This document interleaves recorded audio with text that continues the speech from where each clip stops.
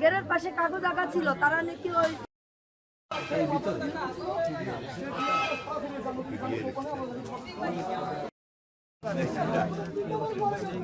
নেবো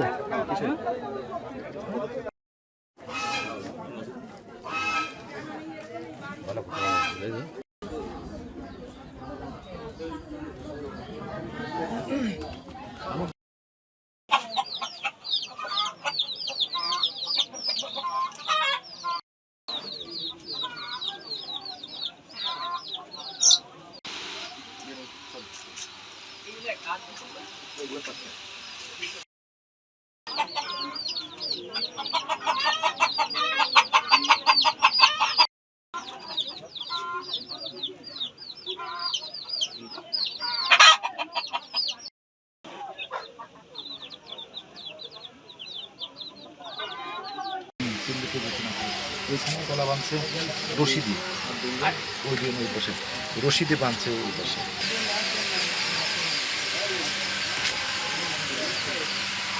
আমরা সংবাদ পেলাম কচুয়া থানাধীন চান্দেরকুলা গাড়িপাড়া ইউনিয়নের চান্দেরকুলা গ্রামের একই পরিবারের একই ঘরের মধ্যে 3টা পড়ে আছে।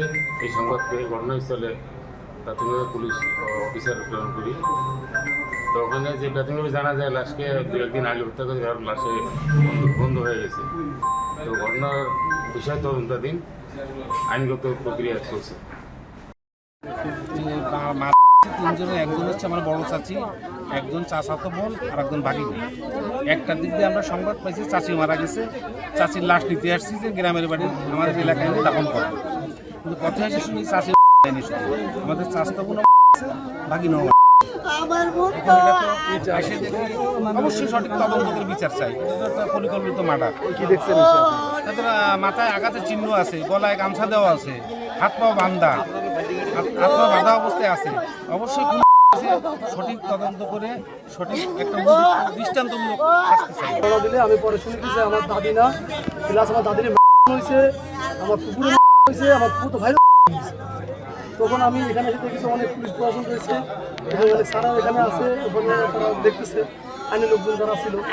তারপরে আমি ঢোকার পরে যে দেখি আমার দাদিরে গলায় ফাঁস দিয়ে তোয়ালে দিয়ে মারা, আমার পুকুরে লাইলন সুতো মানে লাইলন দড়িগুলো যেগুলো আপনাদের ইউজ হয় এমনি কাজে, ওই লাইলন দড়ি দিয়ে আমার পুকুর এখনও গলায় পেঁচানো আছে, এখনও পেঁচানো। আর আমার পুকুর তো বাইরে খাটে ফেলা রয়েছে।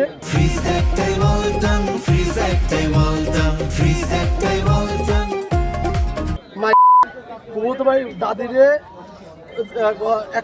গলায় ফাঁস কিন্তু পুকুরে, আর পুকুর তো বাইরে খুব কষ্ট করে খুব মানে এক জায়গায় দুজনে মেরে এক রুমের ভিতরে রয়েছে দুজন, খুব জোরাজোরি করেছে। মশারি তো ছিঁড়ে গেছে, দেখলাম মশারি ছিঁড়েছে। তারপরে দেখলাম আমি দেখলাম যে ফ্রিজে রক্ত বেয়ে পড়তেছে ফ্রিজ থেকে। মানে আমার মা, আমার বোন, আমার ভাগ্নে, এদের কোনো গার্জিয়ান নেই। আমি গার্জিয়ানের তত্ত্বাবধান করতাম, মাঝে মাঝে এসে খোঁজ নিই কে কি করে, কোথায় কি করে, এদের দায়িত্ব আমার কাছে ছিল। আমি কালকে এখানে আইছিলাম, আমার বাড়ি আসি নেই, ওপরে কাজ করে আমি খুলনায় থাকি, আমার বাড়ি সরকারি, আমি ওখানে থাকি না, আমি খুলনায় থাকি। আমি খুলনায় কালকে সন্ধ্যার সময় খুলনায় চলে গেছি। এখান থেকে সকালবেলা 10টা-11টার সময় কে যেন ফোন দিতে আমার স্বামীর কাছে, স্বামী ফোন দিয়ে আসে আমার কাছে, তুমি একটু চলো তো বাড়ি যাবো। কালকে আমার বাড়ি মাফামাফি জমা জমি দেওয়ার বাসনকে সাথে নিয়ে আমি কেছি এখন যাবো কেন, কালকে সকালে যাবো। কয় না তুমি এখন চলো। এখন আসে অর্ধেক পথে আসে কয় কি মা আমাকে হয়েছে কি জন্য কয় স্টক করেছে, কাও কি এখানে এসে কাও কেন। আবার কত সময় পরে নিউজ আইছে চলে আসছি বাঘের হাট পর্যন্ত, সেখানে নিউজ গেছে খুন করেছে কারাবা, আবার হাত, আবার বড়ি, আবার বুট। কি হলো? আর এইটা একটা কোনো দুর্ঘটনা না, এটা তিনটা মর্মান্তিক ঘটনা। আসলে বলার কোনো ভাষা নেই। আমি এমনি অসুস্থ মানুষ, আর আমি কিছু জানি না, কিন্তু আপনারা এনকোয়ারি করে দেখেন জিনিসটা কি। প্রশাসনিক ভাইরা এখানে আছে, তাদের দৃষ্টি আকর্ষণ করে বলতেছি যে ভালোভাবে সুষ্ঠুভাবে এটা এনকোয়ারি করে সুষ্ঠু বিচার চাই আমরা প্রধানমন্ত্রী তারেক জিয়ার কাছে। এটা